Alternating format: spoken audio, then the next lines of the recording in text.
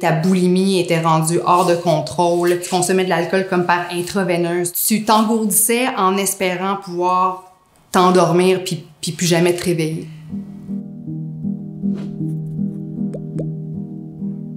Allô, ma petite Joanie, adolescente de 16 ans.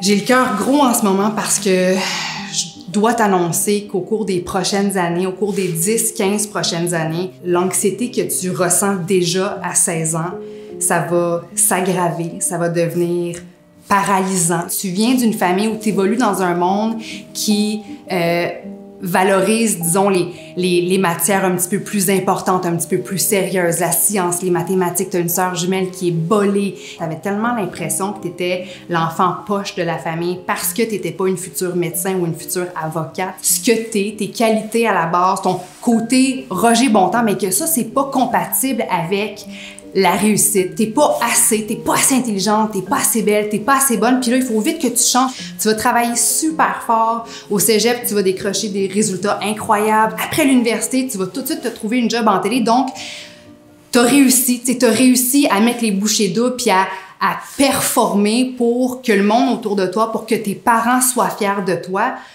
Mais on dirait que plus tu essayais d'atteindre la perfection, plus tu te déconnectais aussi en même temps de la petite Roger Bontemps que t'es, de la petite fille qui est pas compliquée, qui a le bonheur facile. Quand tu t'imaginais à 30 ans, tu te voyais comme une femme tellement assumée, accomplie, heureuse dans chaque aspect de sa vie. Puis malheureusement, c'était pas ça du tout. C'est justement à 30 ans que t'as frappé ton bas fond ultime. T'as plus de job, tu parles pas à aucun membre de ta famille, tu vois pas non plus tes amis, tu t'isoles complètement chez vous. Comme t'es confronté au vide de chacune de tes journées constamment, ben là, ça devient pas mal plus facile de tourner vers la bouteille puis vers la bouffe pour t'engourdir puis pour oublier à quel point ça va mal, à quel point t'es en détresse.